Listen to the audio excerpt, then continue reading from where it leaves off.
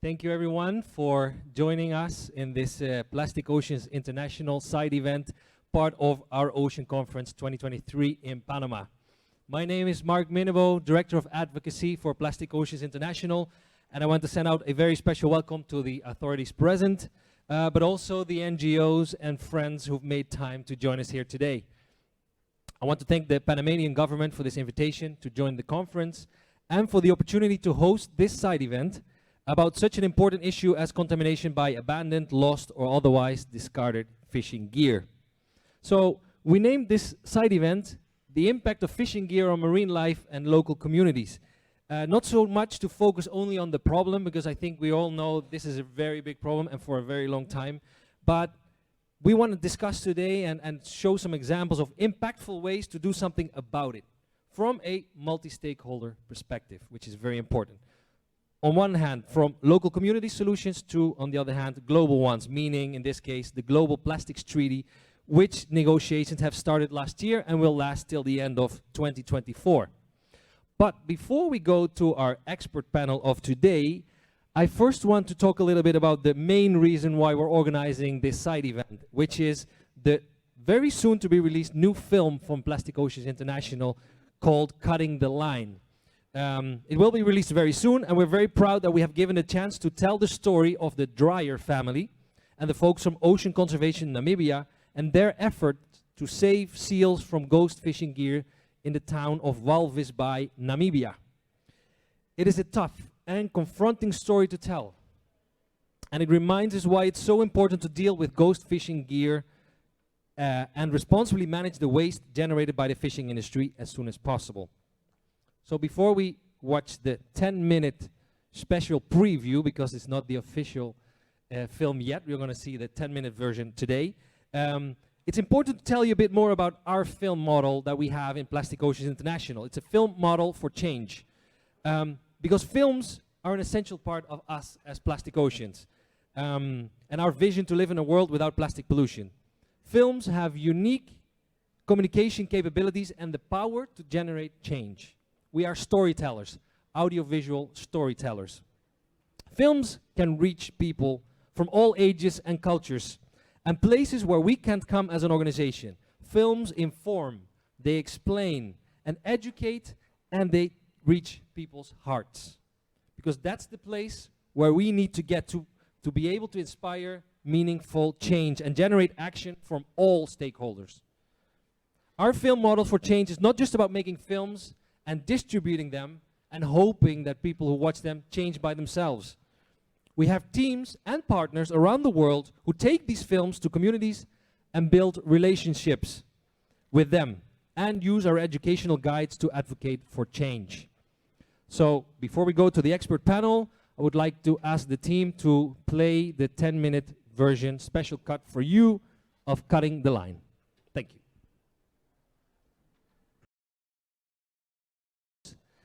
It's unfortunate that we have to bring this message and sometimes remind ourselves why are we doing what we're doing, especially the people who fight to end plastic pollution. I think these films sometimes are pretty shocking, but as I said at the beginning, we have to reach our hearts, and sometimes you can reach your heart by love, but you can also reach your heart with sometimes getting a bit upset. And I think that's what we all need a bit, to be more upset, to really work on changes. So, as Katja Dreyer at the end mentioned in the film, all actions have consequences. Good actions also have consequences. So today we're going to talk about good actions and things that we are doing to find the biggest consequences and the biggest impact possible to end plastic pollution, in this case plastic pollution from fishing gear. Because fishing gear is being used, discarded and abandoned around the world, both by local fishermen as well as industrial fishing operations, without any accountability or legal consequences, as was said also in the film. This is nothing new, and we're not here to repeat things. For over a decade, people around the world have been trying to solve this issue of plastic pollution on a local level and with a community perspective, and also on a global level, calling out the global community to come together and fix this problem. But also, by doing that, we have been uncovering many of the hurdles that us blue leaders or change makers face on a daily basis. And to add a little bit of context to this global solution, There's also a legislative context that has been changing over the last few years as well. We have been seeing many projects going on, and today we'll hear about a few of them. Because countries are creating legal frameworks so that ocean-based industries and their waste are better regulated and laws are enforced. Because we can have the most beautiful laws around the world, but if there's no enforcement, there's no control, nothing's going to change. And on top of that, a global plastics treaty is being negotiated in the coming years, which also could accelerate the solutions we will hear about today. So I'm really happy that we have been able to bring together a very interesting multi-stakeholder panel about pollution from fishing gear, or better said, abandoned, lost, or otherwise discarded fishing gear. So I would like to invite the following panelists to join us on stage, and please give them a warm welcome. First up, Ximena Fuentes Torrijo, Vice Minister of Foreign Affairs of Chile.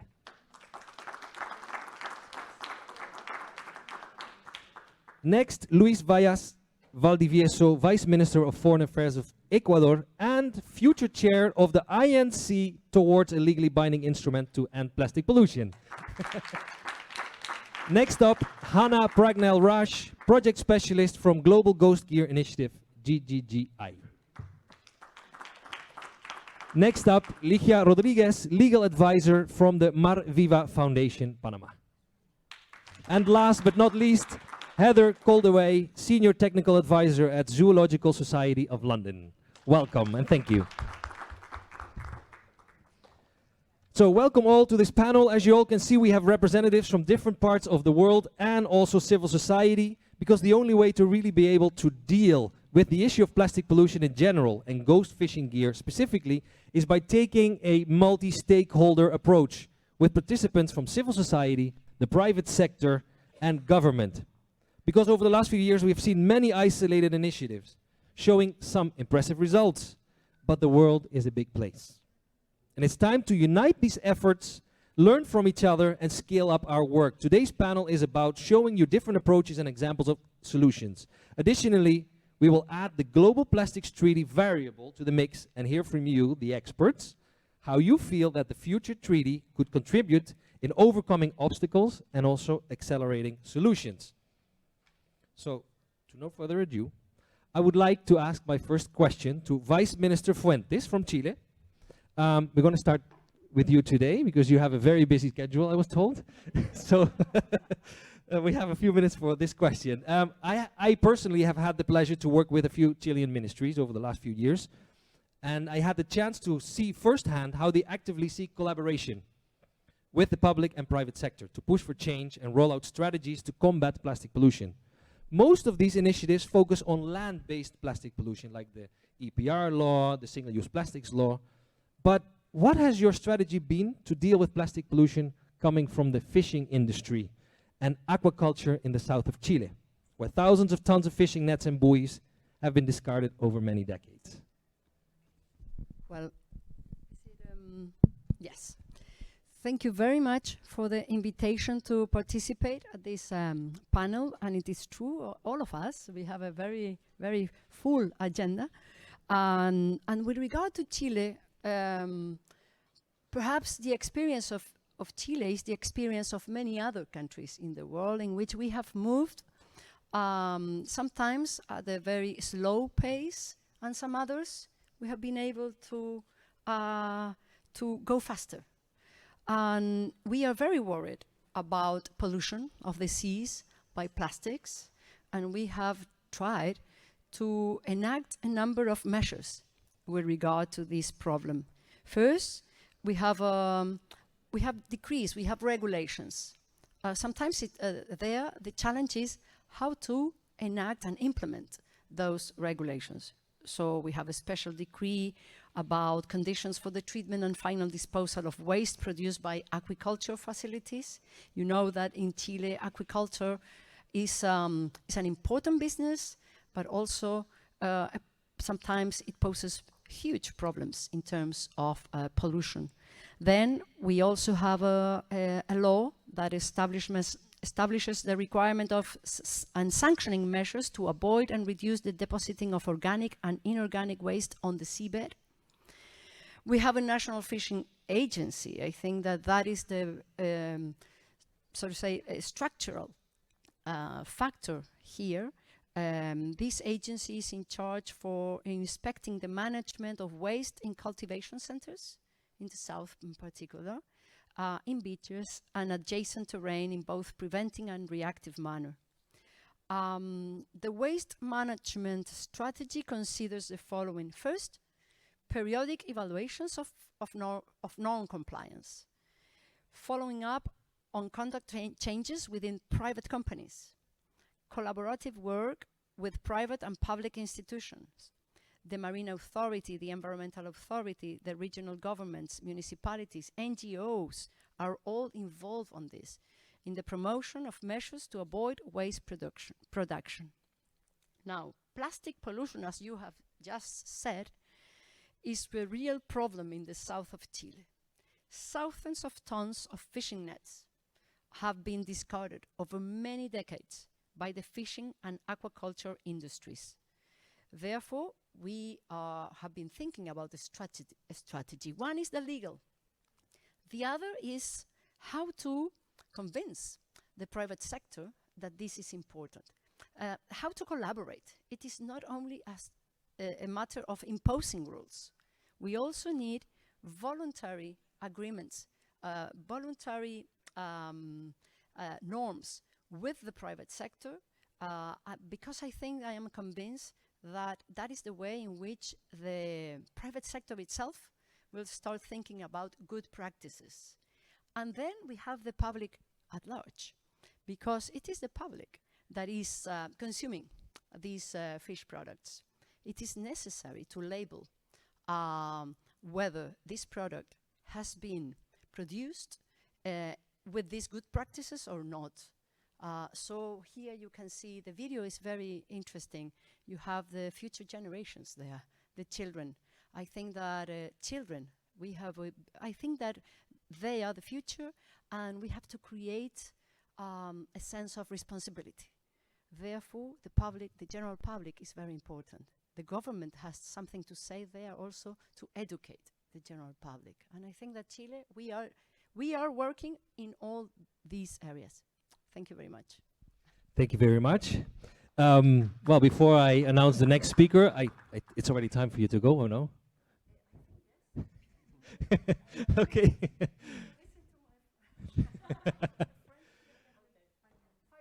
Okay, well, the next question is not for the Vice Minister yet, because the next question, yes? Okay, let's skip then and let's go to the Vice Minister. Vice Minister Vayas, thank you for accepting our invitation to participate in this panel. I have known you to be a passionate advocate for the planet. You also have been involved in the negotiations for a global plastics treaty, and I think we could consider you to be a true insider in this important process. So, although negotiations for a treaty have just started and conversations about the contents are still pretty general, but how do you see that this global plastics treaty, future global plastics treaty, could possibly deal with the problem of the waste generated by the fishing industry? Well, thank you very much, Mark, and thank you to Plastic Ocean International for organizing this very important event. It's such an honor also for me to be with a high-level panelist. And yes, how do we do? I think we have to see films like you have shown us today, and also to know that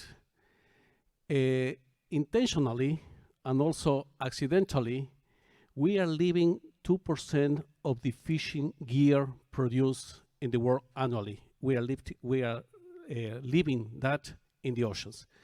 5.7% of fishing nets are also left in the ocean.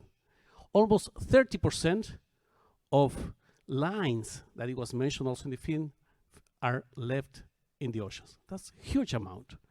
We are destroying the ocean. We are destroying coral reefs. We are destroying mangroves.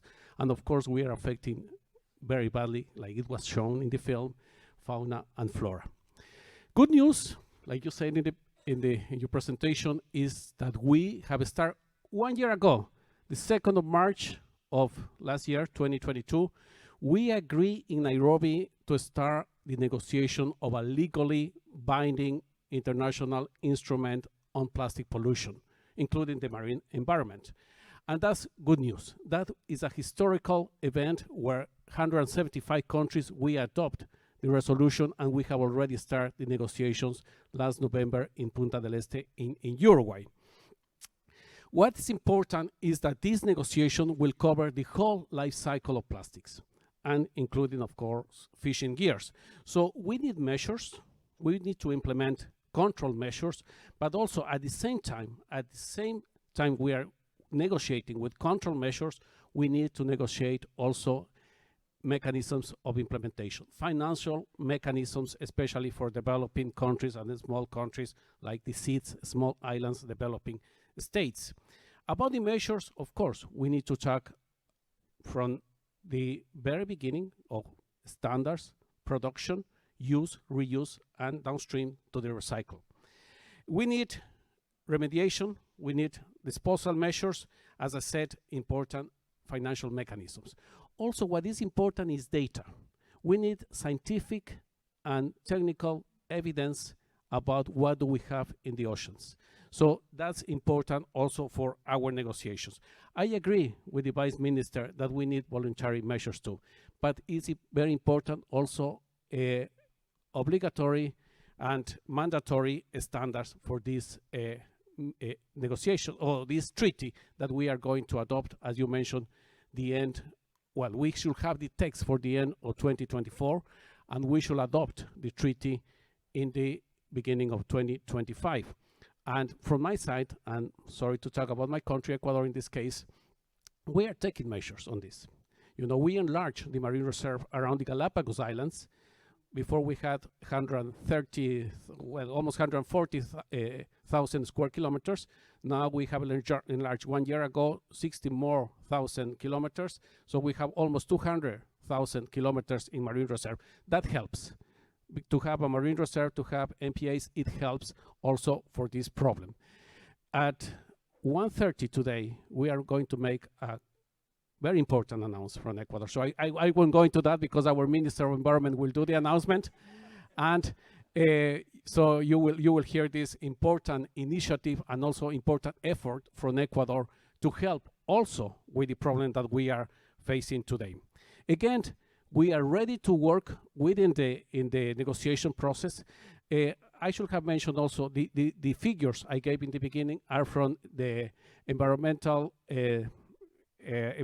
Investigation Agency, EIA, and I want to thank the EIA, especially Christina Dixon, and all the organizations that we are working together. We need these organizations. We need already what is already done in international organizations, also like, for instance, BRS, Basel, Rotterdam, and Stockholm Conventions, to bring to our negotiation process. And we need to bring also good examples that are not few, actually are many good examples at the national level, also regional level, but the national level. I don't think I have too much time, but it's good. I mentioned few. Well, I have mentioned Ecuador, enlarging marine reserves, for instance. We are going to make the announcement at 1:30.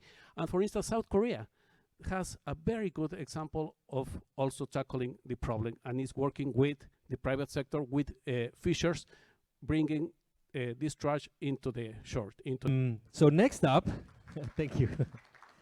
A question to Heather Koldewey. Heather, yeah, the microphone, please. So we have been talking about national legal framework. Thank you, Vice Minister. We have been talking about a legal framework on a national level, on a global scale, but also we have to think about communities. So I'm very happy that Heather is here with us because you have been dealing with fishing gear for a very long time. And you know more than anyone that the challenge in solving the problem maybe isn't just the fishing gear itself, but also how to change communities and offer them environmentally friendly and economically viable alternatives for throwing fishing gear away or losing it. Can you tell us a bit more about that? Thank you. And I should start by saying I'm going to talk about examples from the Philippines, India and Bangladesh, which is clearly not my place. I provide technical and scientific support, but I'm here representing my partners from those countries, and I'm very proud to do so in the communities.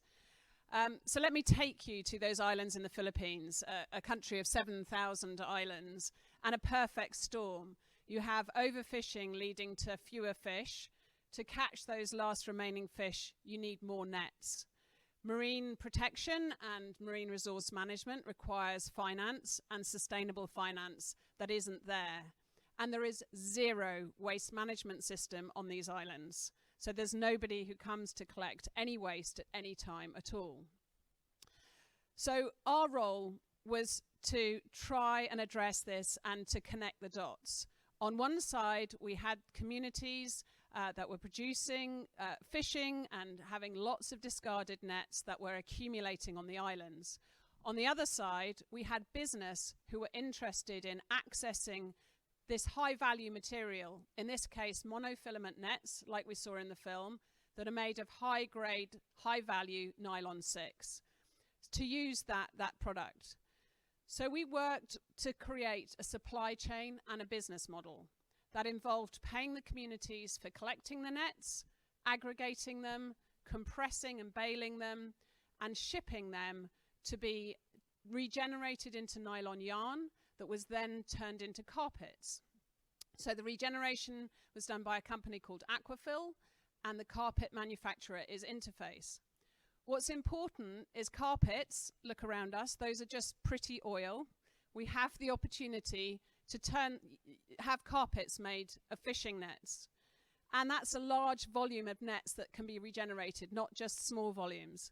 The second thing is that Interface recycle carpets at the end of life. So we're taking fishing nets from a linear economy into a circular economy. We've collected through these communities enough nets to go around the world 10 times already, benefiting these communities. It's not just been the economic value that's been important, it's been the ability for communities to have a way of cleaning up their environments, to live in a healthier, happier place. But also, we link this to the wider issues that we're discussing. It's linked to bigger and better marine protected areas in these communities that suddenly have a finance mechanism to be able to do so. And it's linked to more sustainable fishing. We've also shown it's replicable. We've already replicated in Indonesia and Cameroon, and we have conducted the scoping to show that it's viable in India and Bangladesh. So we're taking a terrible situation, to one that removes the nets. They never get thrown away because they have a value. They enter immediately into the recycling chain. And these communities are climate and ocean champions. And this project started as a research project in 2013, is now a social enterprise called Coast 4C, which is based in the Philippines and run by a Philippines team. Thank you. Well, thank you very much. I think that deserves an applause as well. Thank you, Heather. So Hannah, so nice to have you here and to represent the Global Ghost Gear Initiative. So you also have many years of hands-on experience with fishing gear and ghost fishing gear, and you have seen with your own eyes the damage it's doing to wildlife and local communities. So what strategies have been adopted over the years to address ghost gear, and how have you supported countries in their policies for managing fishing gear? What has been the biggest challenge? Thank you so much, Mark, and thank you again for convening this, and to the fellows that I sit beside. It's an honor to be here. So, I mean, we all know over the years that marine debris has become an evolving issue that is a real global crisis. And we're aware of the daily consumer products that contribute to that.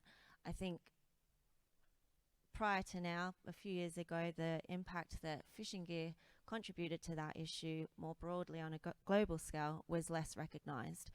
With day to day, we don't typically, the majority of us aren't typically faced with fishing gear and lost nets in the environment. So bringing that into the forefront and recognizing it as a key issue in the broader marine debris space has been a stark evolution, I think, in the past years. And something that the Global Ghost Gear Initiative obviously has capitalized on in terms of bringing that to the forefront is recognizing the impact that abandoned, lost and discarded fishing gear has on the environment, but also to local communities and food security that support on sustainable fisheries for their own livelihoods. So back in 2015, the Global Ghost Gear Initiative was launched in order to provide a platform that convened all the stakeholders in that space in order to address the issue and work towards solutions. And that's one of the key sort of concepts behind the Global Ghost Gear and the work that we do, is to ensure that it is solution driven. So we work across the whole seafood supply chain, working with governments, working with NGOs, working with academia, manufacturers, gear designers, anyone and everyone that's involved, ensuring that everyone has a voice and everyone has a place to contribute to the solution. I don't think that without collaboration, we're not going to see solutions making an impact. So the Global Ghost Gear Initiative strives to bring those stakeholders together and work collaboratively in the space. Additionally, as Vice Minister, I'm going to not pronounce your surname correctly, so I'm not even going to attempt it. Louise, thank you. Data is such an integral part to informing this, and the Global Ghost Gear Initiative has developed a global data portal in order to house all the different all the different data that is available around the world in one repository, so that we can begin to see the actual real life situation that is happening. To date, we still don't have a scientifically substantive global estimate of how much gear is actually out there. So we're working with our partners to try and build that picture. We're also informing best practices. We have the best practice framework for the management of fishing gear, which provides recommendations of best practices that can be adhered to and implemented at different levels of geography, so locally, nationally, internationally, in order to manage gear. So trying to thread the line between collaboration, coordination, and action, I think is critical to working towards solutions. We are a member alliance, so we have over 130 organizations, as I said, across the full spectrum of different stakeholder groups. And governments obviously play a key part in that. So we have 20 government member organizations. We're excited that Panama has been a long-standing member of the Global Ghost Gear Initiative, and we're excited to be here today as well. We'll be actually officially signing a memorandum of understanding with Panama to galvanize the work that we are doing to address ghost gear in the region. So that'll be taking place this morning, straight after this side event. So we're grateful to Panama for continuing their commitment to addressing the gear, and we welcome other countries obviously as well. Ecuador, Chile, Costa Rica has just had a momentous occasion last week or 2 weeks ago now to move forward this policy work and actually implement some of these changes. Thank you. Thank you very much, Hannah. Applause, please. And I think that's a key issue here as well. We're talking about multi-stakeholder collaboration, but we need concrete commitments. And I think these are great examples of seeing, okay, this is going to generate true action and impact. Ligia, last one on the panel. Welcome, and for accepting the invitation on behalf of Marviva Foundation. Your work has been massively important in this part of the world, in Colombia, in Costa Rica, and Panama. So I heard you also have some exciting news to tell us about a new bill in Costa Rica that was approved only a few weeks ago. So can you tell us a bit more about this bill and its objective? Well, first of all, thank you for inviting us and giving us the opportunity to talk about this proposal, because it's still an initiative. It was presented by 3 deputies in Costa Rica, and Marviva Foundation with 1C Foundation were co-proponent of this initiative. It's important to highlight that this legislation proposal is a result of a participatory session involving part of the fishing sector and the Costa Rican Institute of Fisheries and Aquaculture. This initiative seeks to establish the obligation of marking the fishing gear used in the country, as well as the tools for its recovery in case of loss or abandon. The proposal established the Costa Rica Institute of Fisheries and aquaculture as the entity in charge of ensuring compliance. In order to comply with this proposed law, the following functions are established. First of all, collect and manage indicators for the recovery of ghost fishing years, promote incentives for the recovery and management of ghost fishing years, generate information on the location of the areas where reported of loss, abandon, and recovery of fishing gear were made. This bill aims to establish the responsibility of marine operators and the responsibility of each institution, as well as mechanisms of strengthening the work of fishermen and provide ports with a collection center in each port nationwide, from the government sector and those established by the fishermen associations, which makes it a comprehensive project and a great contribution to the safeguard marine resources and promote future action of greater scope. One of the goals of this project is to support the fishing population with the appropriate incentive and procedures to promote good practice in the management of fishing years. The project encourages fishermen to report the loss or abandon at sea of a fishing year with the identification of the year, characteristic and the marking if it has one, and the area in which the loss or abandon occurred, details of the incident, and the owner of the year. This initiative can be described as one of the first steps to combat marine pollution by the ghost year. It maintains a concept of voluntary approach based on positive incentives, inserting responsibilities without a sanction. I think that's very important because they are trying to promote the use of good practice with any sanction. So that's an earn.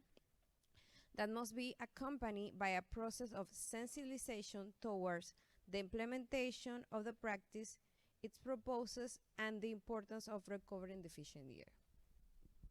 Thank you very much. Unfortunately, we only have a few minutes left. The idea was to ask one more question each panelist, but time is already running out. So I'm going to move forward with the only open question that I have. And the open question is about EPR legislation. And this is an open question, so anyone who wants to respond can respond. So during INC1, during UNEA 5.2 resolution, EPR legislation is mentioned as a system that could be a game changer in the fight against plastic pollution from fishing gear. So what do you think about applying EPR to fishing gear? Will it be a viable solution for countries like the Philippines with 7,000 islands, for instance, or Indonesia, or Chile or Ecuador? Is it a solution?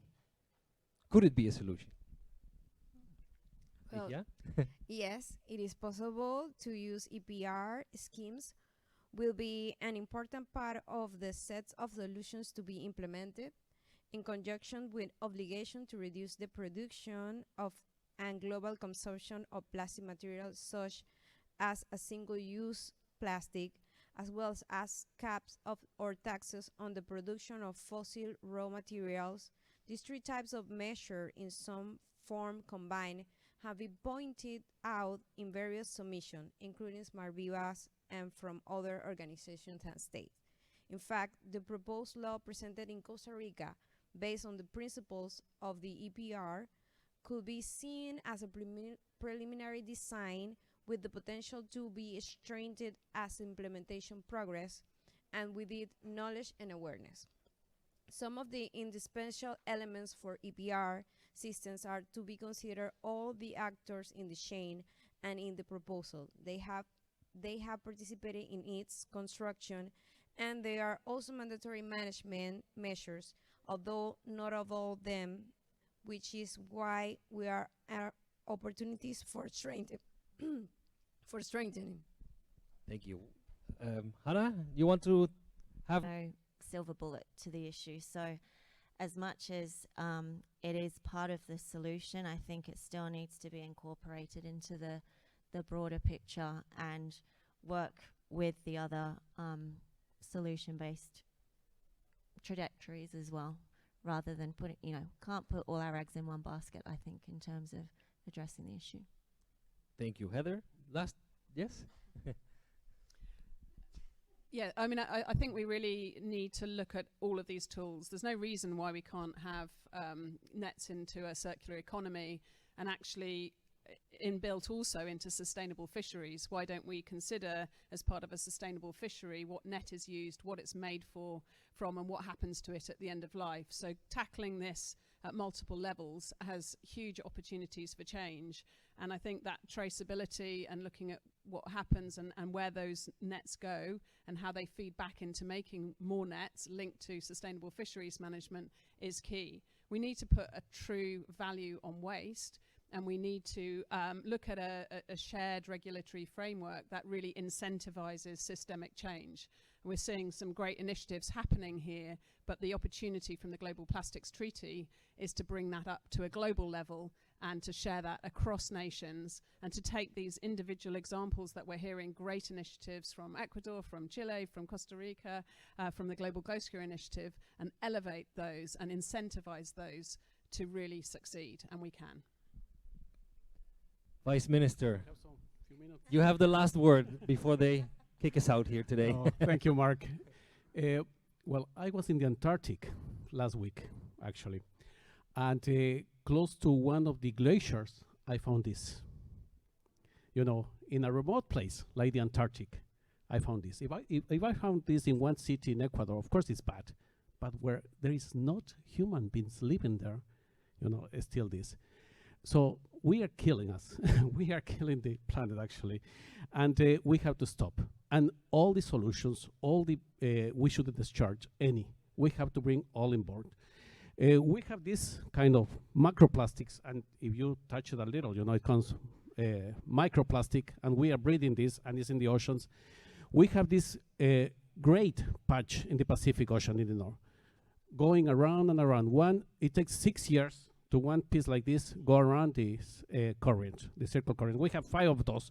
The patch that we have in the Pacific is the size of even bigger than France and Germany together. And it's not that the plastic stays there or this macroplastic stays there. You know, after one circle, one round, 50% of the articles of the material in that patch goes out again to the currents around the world.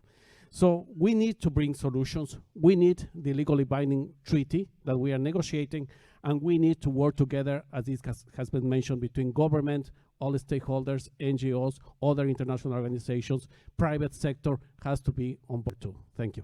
Thank you, Vice Minister. And unfortunately, we have to close, but I'm going to ask the technical team, el último diapositivo, ¿lo pueden mostrar? Sorry for the change of language. So yeah, this side event, thank you for being here. But of course, today the idea of this side event was to present our latest film, which is going to be out very soon. And we still invite you at least to keep an eye on the website that was supposed to show on the screen, but if not, please write it down. The website is cuttingtheline.movie, so please keep an eye on that. If not, follow us on social media, Plastic Oceans on Instagram, or Plastic Oceans International on LinkedIn, where we will be publishing when the film is finally available. Again, thank you very much for being here with us, and please enjoy the conference.